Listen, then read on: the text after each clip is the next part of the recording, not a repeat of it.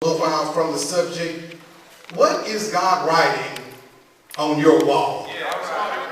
What is God writing on your wall? As we have traveled along life's journey, we have heard doubtless so many times the writing is on the wall. A phrase that means that there is a clear and unmistakable message that's being sent to someone. Sometimes maybe in your life you have had some writing on your wall. But sometimes in life we can miss the message that God is sending to us. Sometimes we are blinded by love.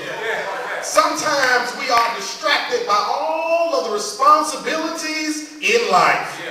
And we fail to see the writing that's on the wall. And in so many areas of life, messages are being sent to people. Coaches send messages to players. Fans send messages to coaches. Parents send messages to their children. Pastors share messages with God's people. In so many areas of life, messages are being sent. So many areas there is writing on the wall. But unfortunately, so many times in life, we fail to see what God is writing on the wall. If you don't think you're an alcoholic, you're just a social drinker, but you can't have a good time without taking a drink, there may be some writing on your wall.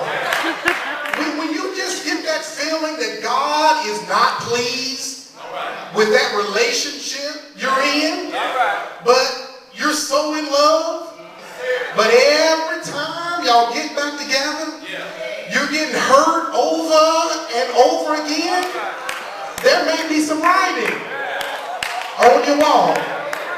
If you know you have an issue with your blood pressure, but you keep ignoring it and going on in life, but people all around you are having strokes, there may be some writing on the wall. And in my position as principal, sometimes I have to write some stuff on people's walls. Sometimes I have to send a message to some teachers. There are times I can be diplomatic. There are times I can be politically correct. There are times I try to be easy. I'm distracted by all people. But then there are times you just have to talk straight to some folks. There are times that you have to tell them exactly what you mean. And oftentimes after you finish one of those conversations, you end it with, it's as simple as that. Which means if you don't get it, we have a bigger problem. If you don't understand where I'm coming from, we have a deeper issue. And how many of you know some of us, even as Christian people, can have some deeper issues? In life, sometimes life presents us with some deeper issues. And I share with you this morning, fornication is not really our problem. We have some deeper issues. Alcoholism and drug addiction is not the real problem. There is a deeper issue. Lying and gossiping is not your real problem. It's a deeper issue. Sometimes God presents us and life presents us with some deep issues. But so many times we fail to see the writing on the wall. And it's not just on an individual level. It's not just on a personal level.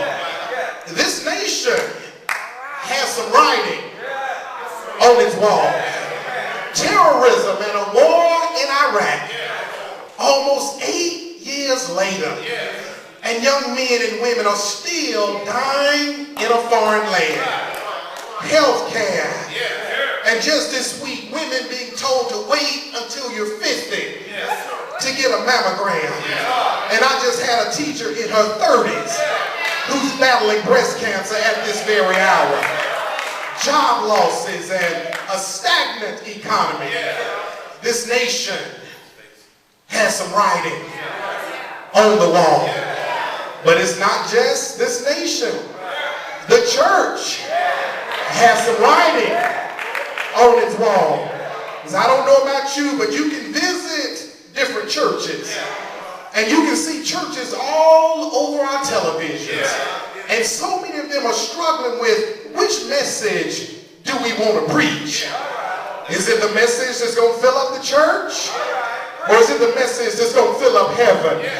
The church has some writing on its wall.